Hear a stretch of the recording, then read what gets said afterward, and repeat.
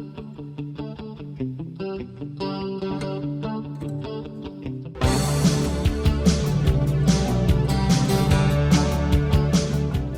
my name is Drew, and I'm the Aspiring Master, and welcome to the Aspiring Master Presents.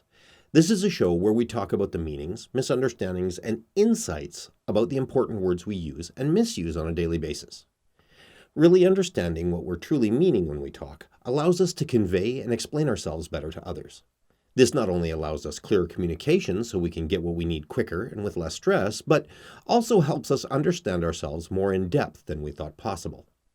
Today on our show, we have our special guest, Therese Wilson, who, like myself, is a practitioner, instructor, and advocate for personal growth and cooperative awareness. Together, our experience amounts to well over 50 years of personal growth study and experience, and we wish to share with you some of the insights and understandings that we've discovered along the way that we think can help make all our lives easier and less stressful through better understanding of what we may unconsciously be saying. Today on our show, we're talking about hope. So let's get to it. So I'm talking about hope, and I once a while ago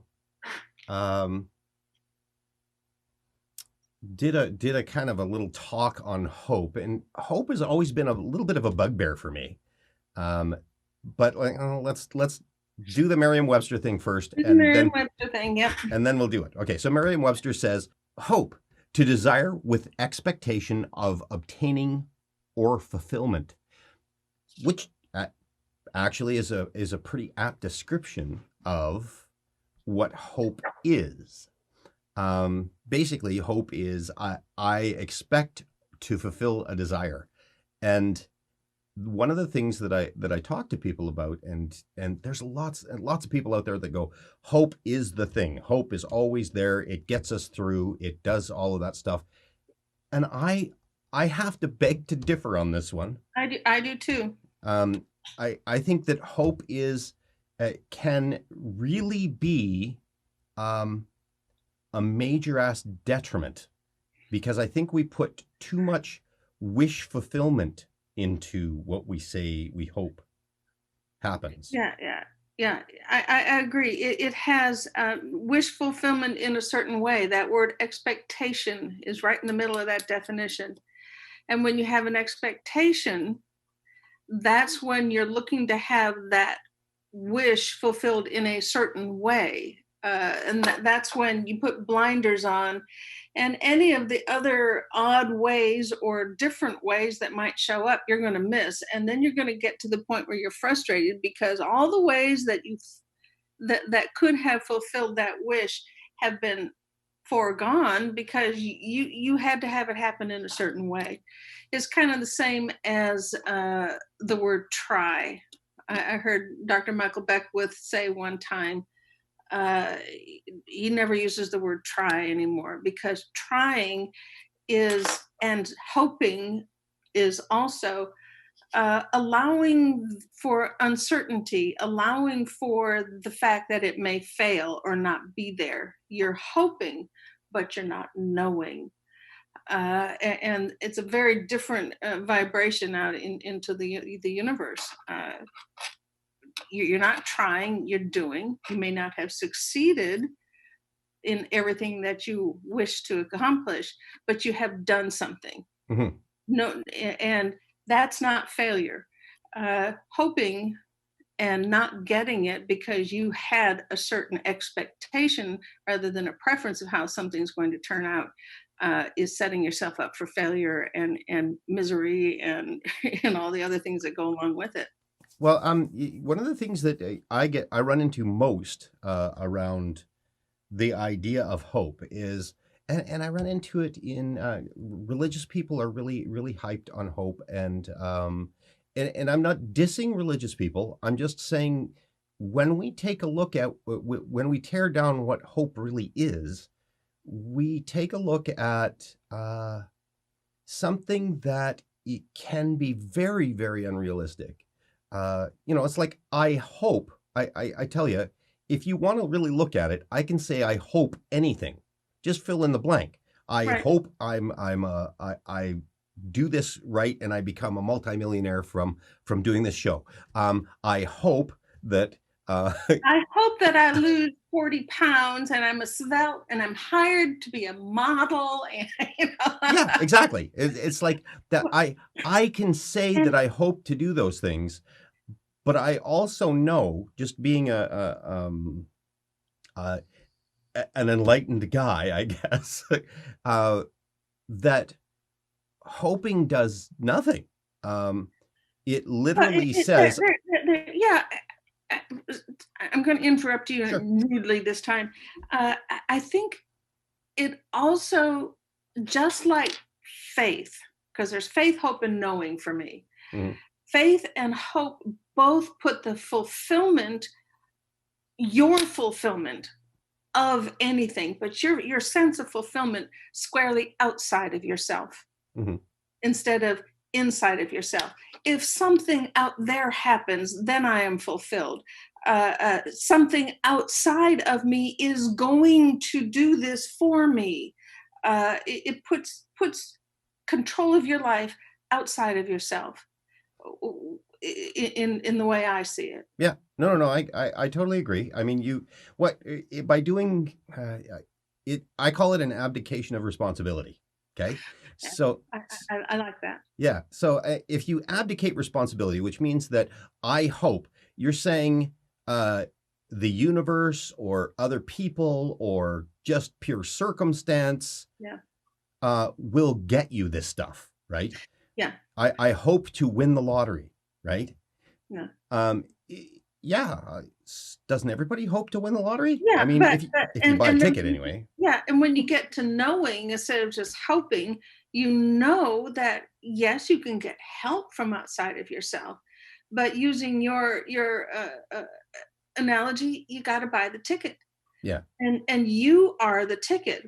Who you are, what you are capable of, your hopes, your dream, your hopes. There I go. I used it in a wrong, but your dreams, your talents, all of you has to be, you have to be all in life. You can't be sitting back and expecting the universe to take care of you. You know, what you put out to the universe is how the universe is going to react to you. Right. So when I'm talking when I'm talking hope, and I don't use hope, I don't like I hope you have a great day. I really try and avoid it because I am so dead set against You just really the whole try and avoid concept. it? No, you really do your best Yeah, to to avoid avoid it. Yes, exactly. Oh, sure. Correct Oh, me. sure. Correct the host. I just find it like I can't even think of it. I get like I hope you get better. It just seems ridiculous to me. Like I mean, I'm saying, geez, I hope all of the etherical things flow and you get And better. converge Or just right above your head. I certainly hope that you are eating right and doing all the things that you need to do in order to get better. I hope. What is that? I agree. I agree. And that, we're being a little bit flippant and diminishing it because uh, hope is better than nothing. I mean, seriously, it's faith, hope, and knowing are definitely a progress. It's a progression. Right. Faith is completely outside of yourself, and you are at the whims of fate.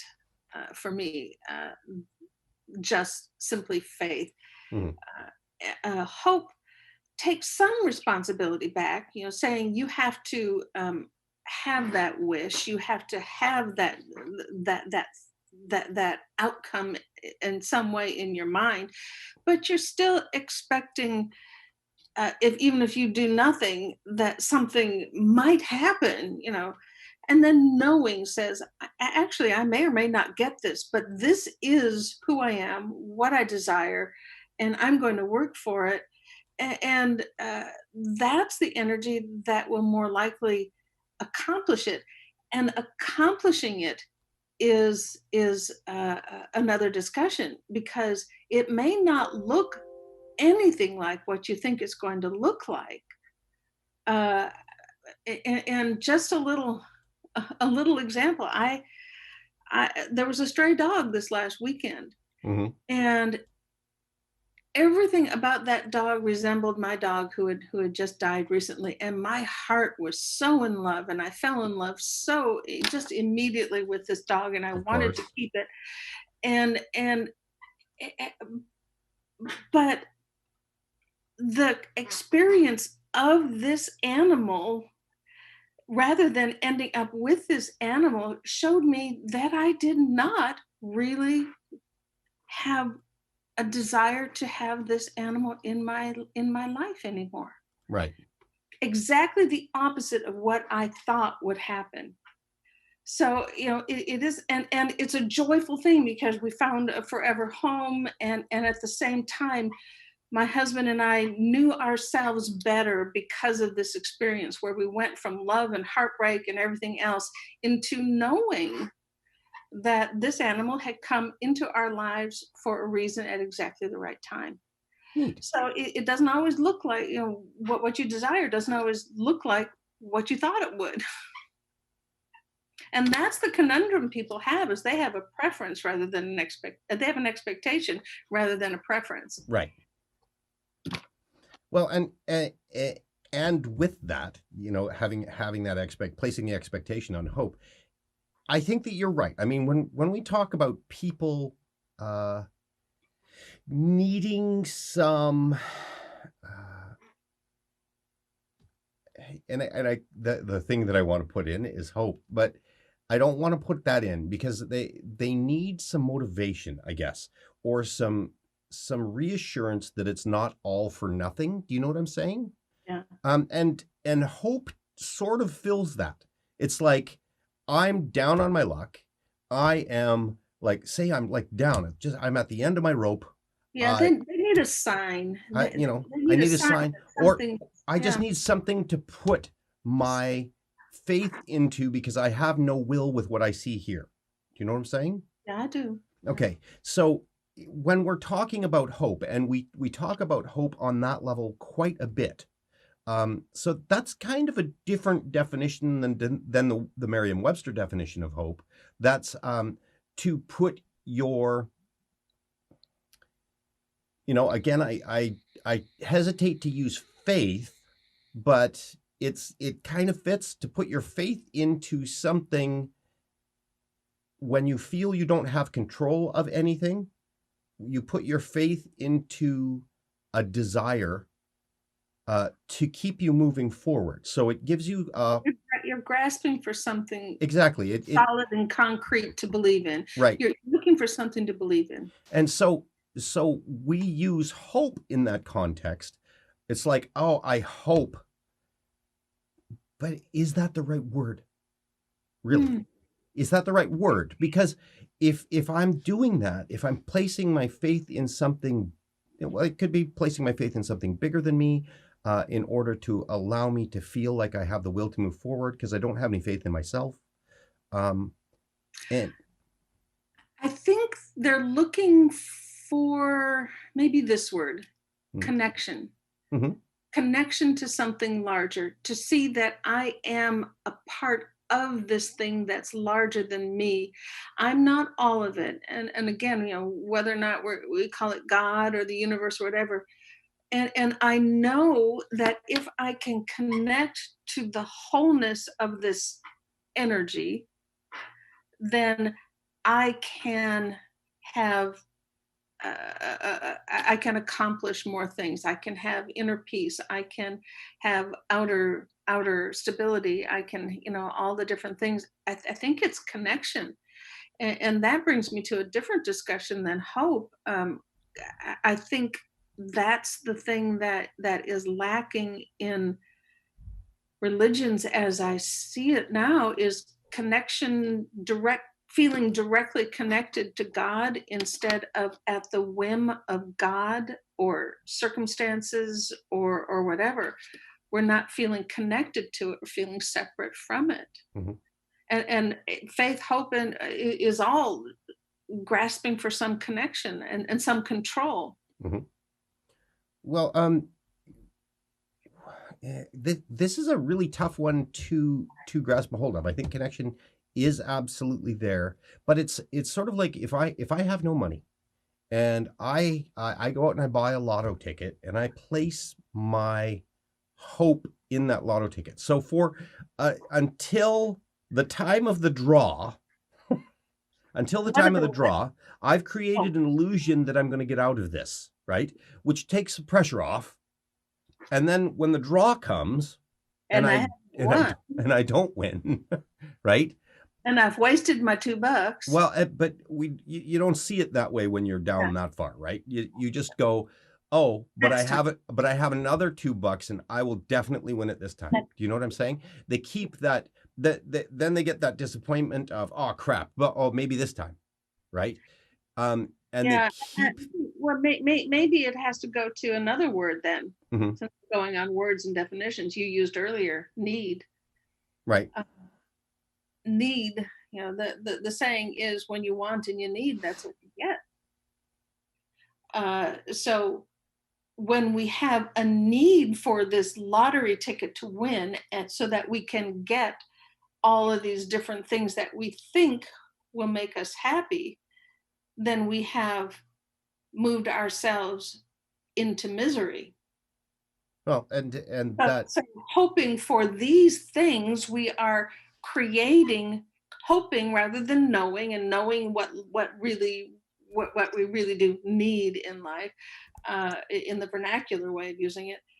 We have created our own little misery by living in our little hope that things happen, with that expectation that life has to look a certain way for us to be happy. exactly. Well, and I think that the big thing for me is that hope is really an illusion. And I'm not saying that it's even a bad Well, illusion no, I'm not even because saying that, if because you that gives you some place to start. At the very least, it gives you some place to start having a motivation or an idea of of who you are in this world.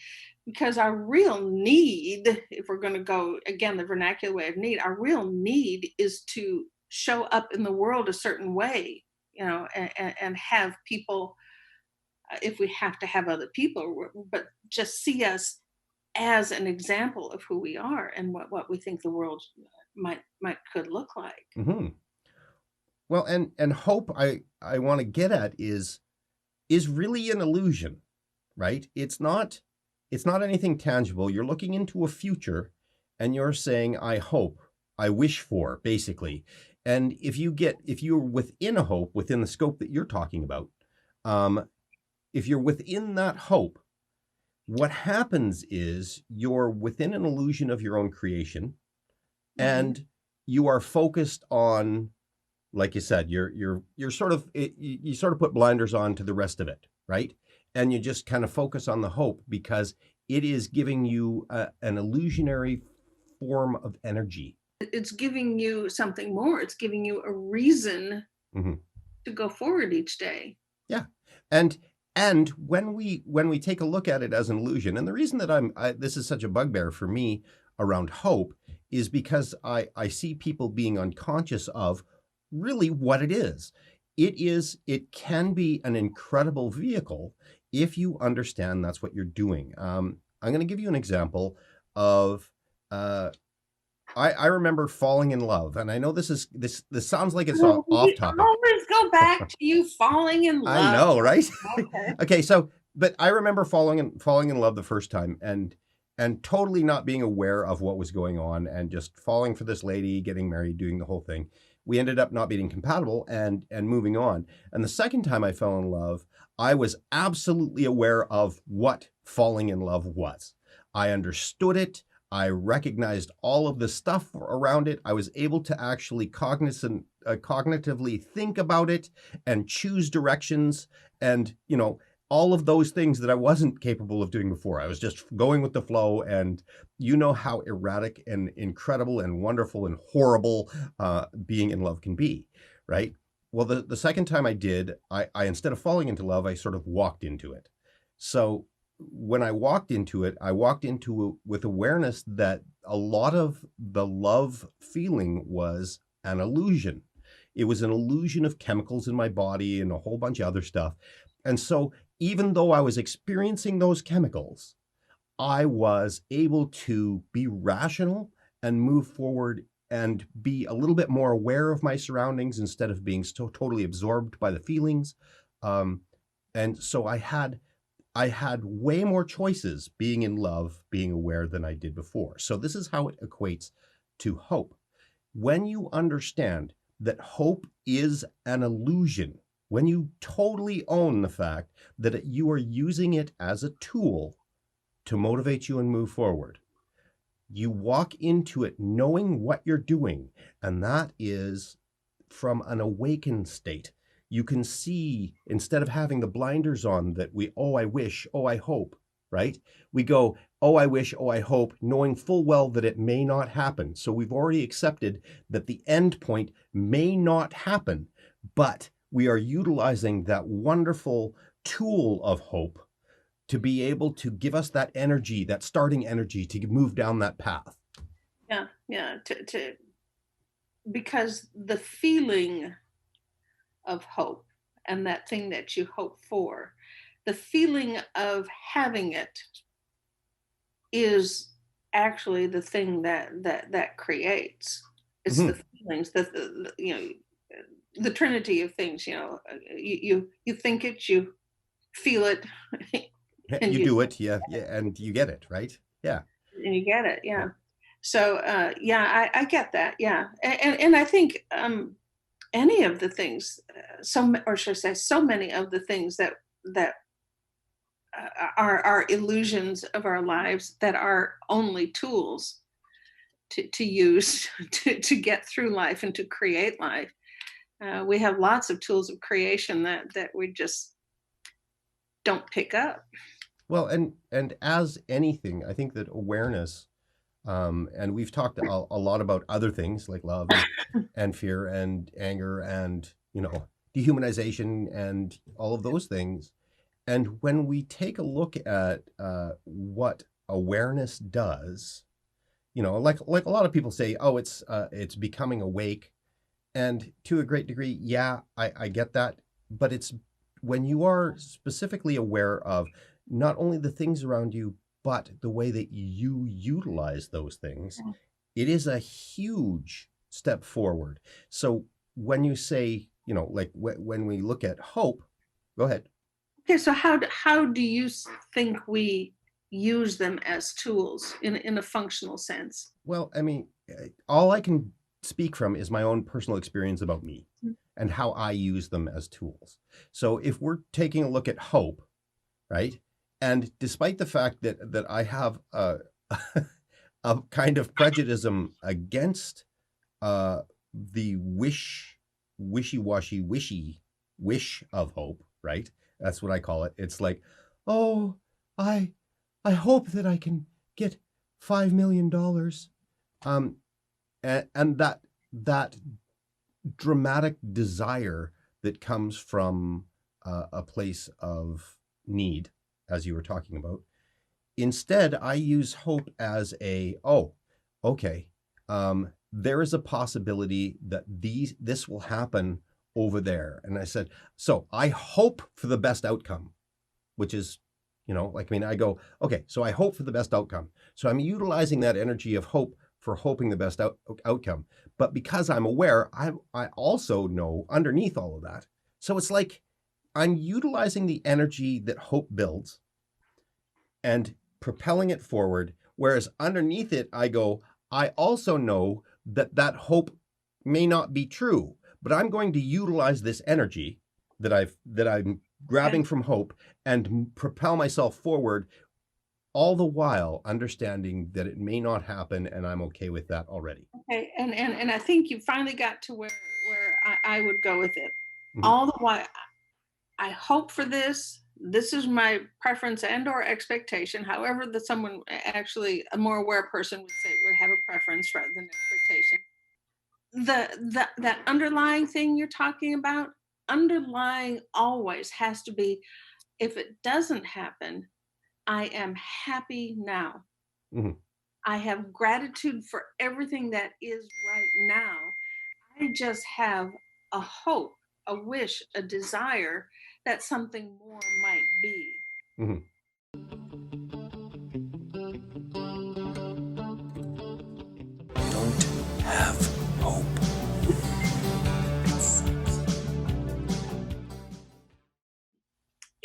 because being okay, we're going into so many concepts this Yeah. time, because what you resist persists really is a thing.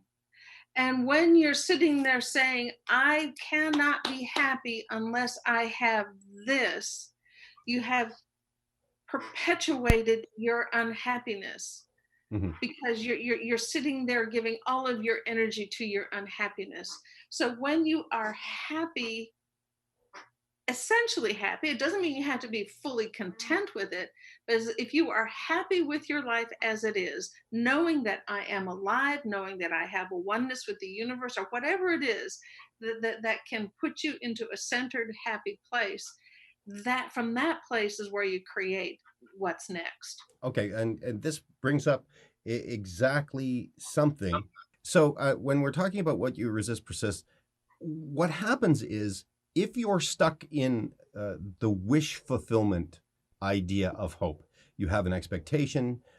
Say I'm down on my luck, I don't have any money, and I'm hoping to get more money. I'm hoping that these things will do those things. What we're doing is we're quite literally negating where we are. Instead of looking at where we are, right, and going, I'm, I'm broke. I'm totally broke, and being in that place and saying, I understand that I'm here, and I would like to move forward. Hope in when you get into that wish fulfillment. Well, I'm gonna win the lottery. That's fine. I'm not gonna be. You're rejecting what you are now and putting yourself into an imagined future. And we're going back to the accountability for our own lives too, because if you are where you are, there has been something that you have done to contribute to putting yourself where you are. Right. You are not accepting responsibility for your own life and saying, okay, I accept responsibility for the fact that I am here, or even if it's just partial responsibility for the fact that I am here. You are setting yourself up as a victim if you say that I'm here solely because of outside forces, and that plants you squarely where you are and makes you stay there because you have not taken control of your life. You have not taken responsibility for your life. And so you have no way of creating something different in your life. Mhm. Because when we are responsible for our lives and our own actions and our own thoughts and our own ability to create and to be something in this world, that we do move forward, even if that moving forward is only peace in the moment, because that's a step forward for many, many people. Mhm. And from that peace and from that gratitude, I cannot even tell you how many times I have said, thank you for this crap that's in my life right now, because I know that it's informing something else. It's telling me what I don't wish to be in my life. It's telling me what I do wish to be in my life. It's pointing me in a direction. And unless you can see everything as an opportunity in your life, then at least in some way an opportunity in your life, then you have made yourself stuck where you are now in misery and victimhood. Mhm.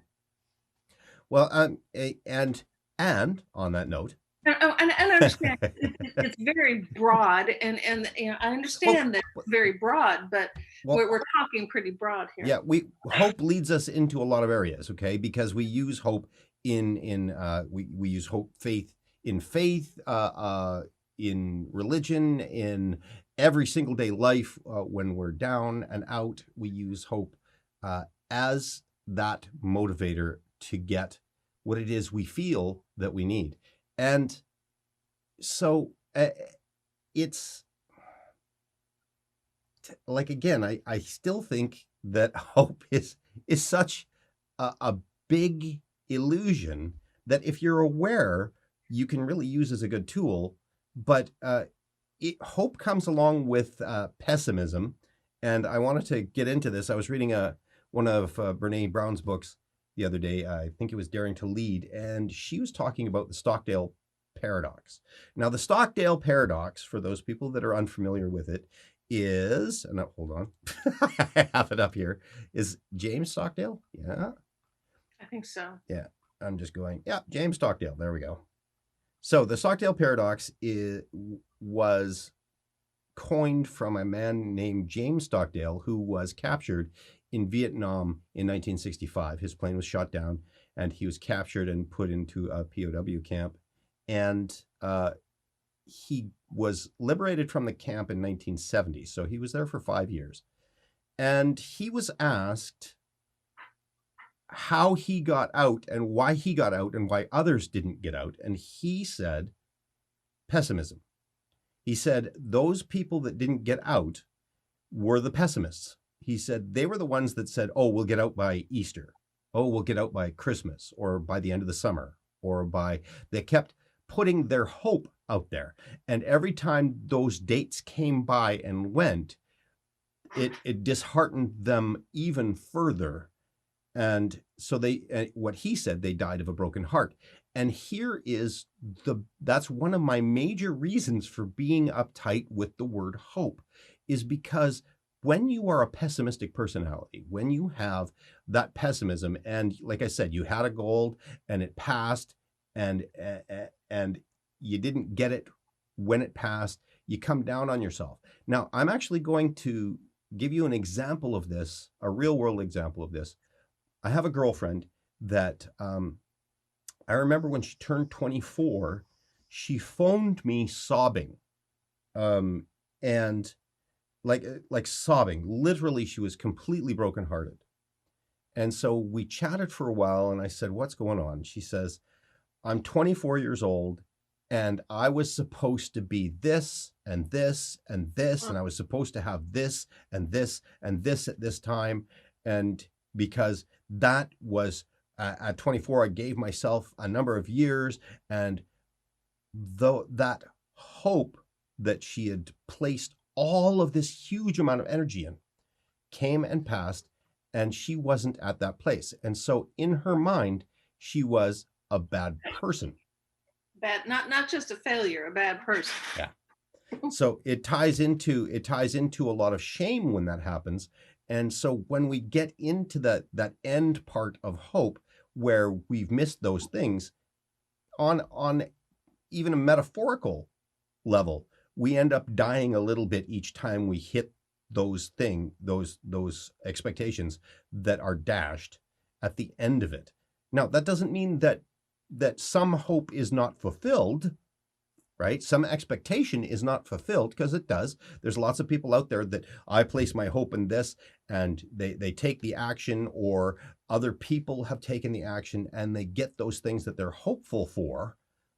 Their expectations aren't dashed. But the majority of people that I see putting their faith in a hopeful expectation, they tend to get slapped around pretty good, and it just buys into the already active idea that they're not good enough already, and so they have to place that hope out in front of them to feel good enough.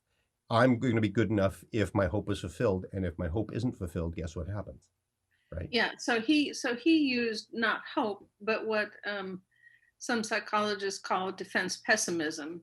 Mm-hmm. Or I prepare myself for the worst, and that way when the best happens, I'm even happier, kind of thing. I used to be that way. Well, or some would just say I'm pragmatic. Well, I think that you hit something earlier in our conversation when you were talking about need. I think that when we have a need, that need often translates to a hope, right? And that's what you were saying earlier, and I want to kind of flesh that out a bit, because when you need something, when you feel you need something, it means that we have this idea that we're already incomplete.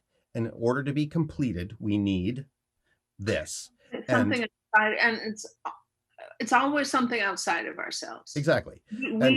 We are not enough. Right. And so, we place that hope out there, and we go, okay, I'm not enough, so I hope that this happens. And if my hope is successfully fulfilled, So if that expectation is successfully fulfilled, I can say, see, I'm a great person. I knew I was a great person. But if that hope, which is more often the case, is dashed, it just comes back and bites us in the ass and compounds what we're already feeling, which is we're not enough, right? Yeah, I think getting topical, I think one of the things going on right now with the COVID stuff Mhm. is people are having to come face to face with who they are. And they don't have all the distractions of a job and all the other things. A lot of them, of course, the distraction of homeschooling, but they're coming face to face with their vision of themselves. Mhm. And hopefully it's a good thing. Yeah. And all I can say is, oh no, I'm not. I'm doing this.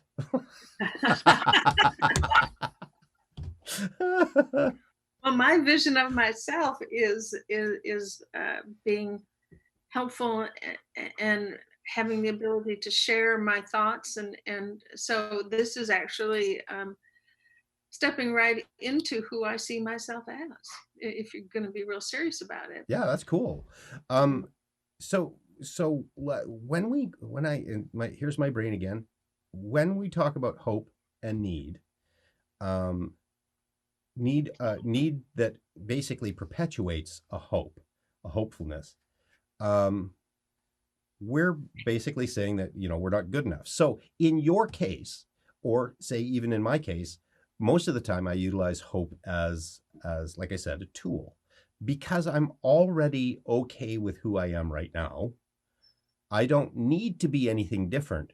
Now all of my hopes are, so if I am honest about, say, I'm doing this and I hope that I do a good job editing, I know. Not yet, except for your one thing was all about you. Of course.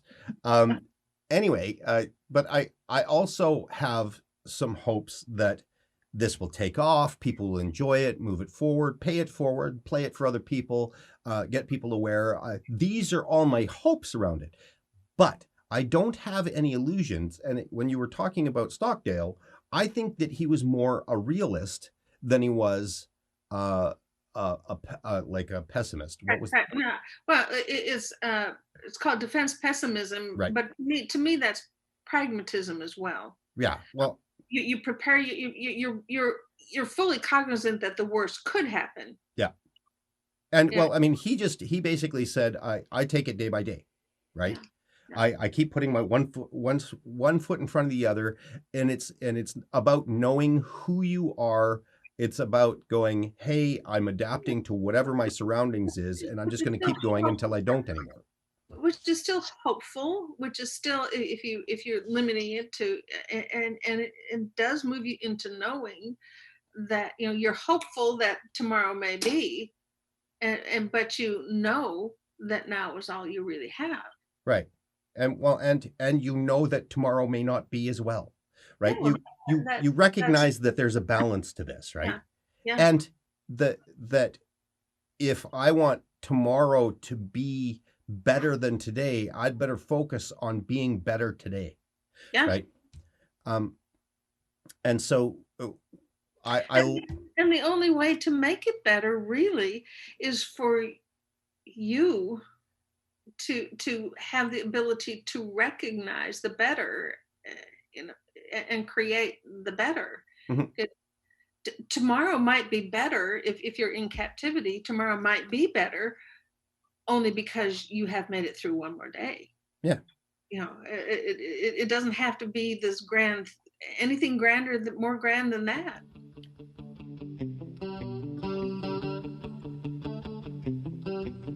One thing, this is something that you absolutely have to know about expectation. You will not get angry if you don't expect. Because there is nothing to set your hopes and dreams on. And here we are with hopes and dreams. Hopes and dreams are a form of expectation. I hope that I can, I hope I can win the $1 million, or I hope that I can get a job. There is no hope in this. There is, there's a possibility that I could win $1 million, but I'm not going to place my dreams on it. I can say, if I won $1 million or if I won $10 million, I would do these things. Well, you know what? I'm good. I'm going to, just for fun, I'm going to keep planning out how to do those things. But I don't expect me to win $10 million, and if I do, great. I want to say, too, because I know that there's, people will kind of come back and say, oh, you hate on hope. I'm like, no, I don't. I want to be realistic about hope. I really want to have people understand what hope really does, and I want to be realistic about it. I think hope is a stepping stone to knowing. I think, again, it's a progression: faith, hope, and knowing. There's nothing wrong with hoping. Well, and when you talk about that, what it triggers in me is there is the only thing that in my mind and even in the way that I feel, that I can truly know to any great extent, and even when I say truly know, I can say almost solidly, right?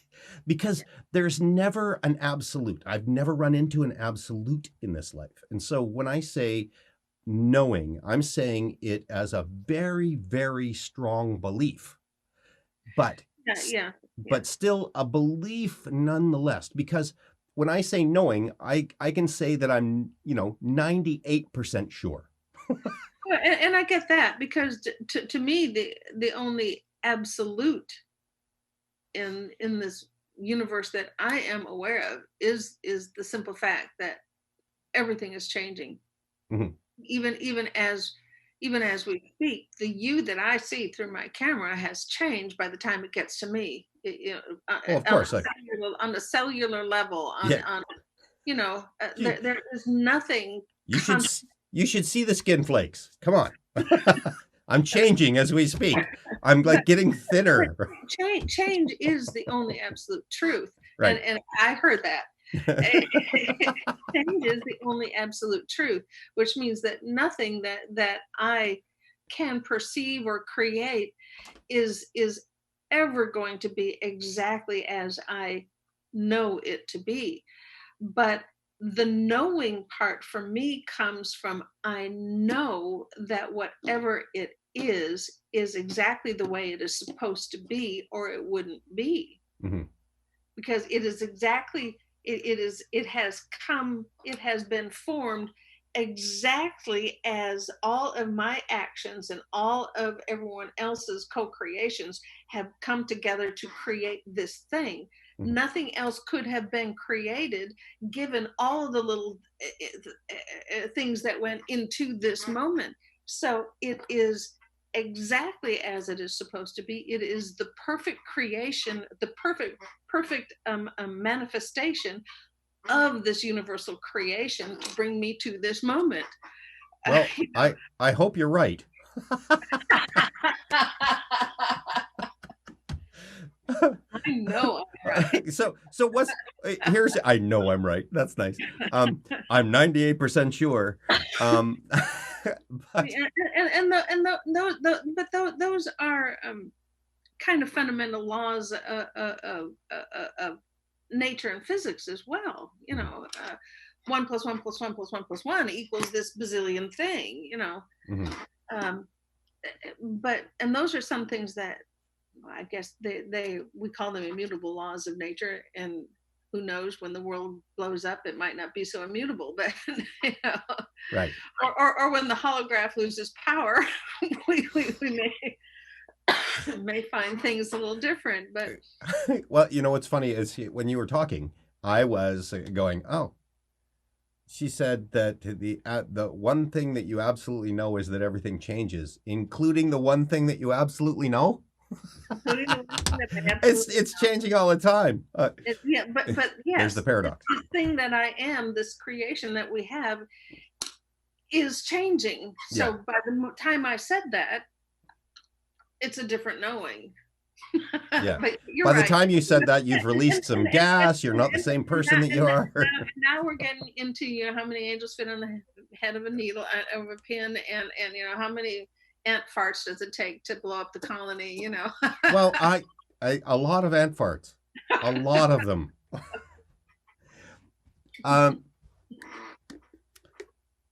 so anyway, like I think bottom line for what we're talking about around hope is that, on a level, hope tends to come from what I see as a need, uh, and a need to feel better about ourselves. And in order for us to feel better about ourselves, we go, I hope that it changes.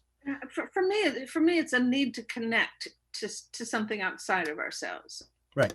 And again, it's a wonderful thing because it gives us something to hold on to. It gives us a reason, even if in the moment, to live, to go on, to in the most dire circumstances. And I get that. I get that because knowing when you're in a POW camp is, it's kind of difficult when you're getting beat up and Well, bloody, and to know that you are happy and fulfilled on a fundamental level. before, I'm going to interrupt you because while we're there, I want to talk about the guys that ended up not getting out of the POW camp.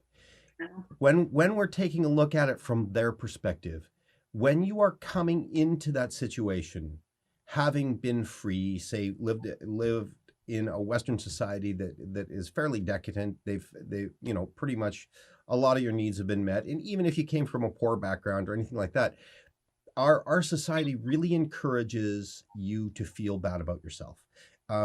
If you feel bad about yourself, we can sell you more makeup. We can sell you more products to make you thinner. We can sell you all of the stuff that you need to feel better about who you are. So they're coming from this society and feeling really crappy about themselves before they even get there, and not that they know that that's happening. They're out there going, yeah, they could be typical Marines or they could be typical anything that going into that with the egos and all of the stuff that happen with that. Now, those egos cover up a lot of the shame that we were taught when we were kids growing up, Fear. Yeah. right? Fear and all of the stuff that goes on, and being tremendously afraid. You're thrown into a situation where there are people that literally hate you, that are beating you up day to day. You are forced to do labor. You are basically being held against your will, possibly being at least metaphorically raped. And you're in this situation. It is really, really hard for somebody that has very little self-esteem initially, right? We cover it up, like I said, with the ego and stuff. So, and I was just watching. I just want to make a reference here to the movie Aliens, where is it Bill Paxton? Yeah, Paxton's character was the one that had the tremendous amount of ego. We're going to go in and kick their butts, and then ended up being the one that was the most afraid out of all of them. And so I just want to make that analogy here. So going into a POW camp with that kind of attitude, and then you have to, that now you're just totally down at the bottom of your well. You have to pretend it's going to get better because you already feel like you're horrible beforehand. Going into a horrible situation, trying to muster the strength to get through it. So it is really natural to go to that hope, wish, expectation to try and compensate, right?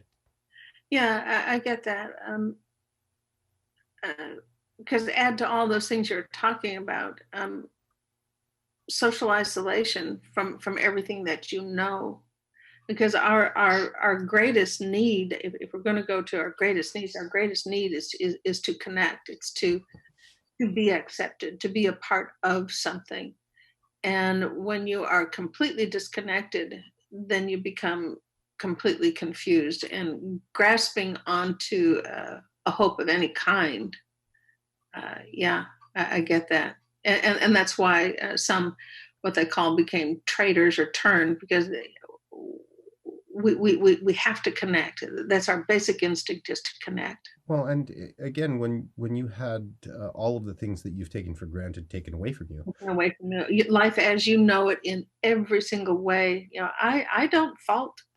I, I understand. yeah. I can't judge. I can't judge them. Well, no, and this whole idea about hope, I wanted to. The reason that I wanted to bring up the compassion around that is because, despite the fact that I see hope as an illusion, um, we still utilize it for those situations. And Yeah. so I'm not telling people that if they utilize hope in that way, that they're in any way wrong. No. Okay. I totally get why we do those things. My whole aim around really talking about hope and talking about all of the things that we're talking about is to give people a little bit more awareness around what it is that they may or may not be doing, that Yeah. in that awareness, they may be able to say, oh, I remember that conversation that Drew and Therese were having about hope, and they made this really good point, and here I am in that, and they wake up to it, and they don't judge themselves, but they can say, I totally understand what they were talking about at that point. They can say, I can amp up this hope by having a preference versus an expectation. I can use this as a tool to free my mind, if not my body. I can use this as a tool to move to something new and in my growth process, and recognize that I am growing. I am a limited being simply by being human, and I'm not going to beat myself up for having done anything in my life. I'm just going to move forward with this hope, knowing hope that I can continue to progress towards something even more. That's it from the Aspiring Master and Therese Wilson, and we were talking about hope. It was an awesome conversation, and I look forward to having her and many other people on my show to discuss more things in the future. I hope you have a great day.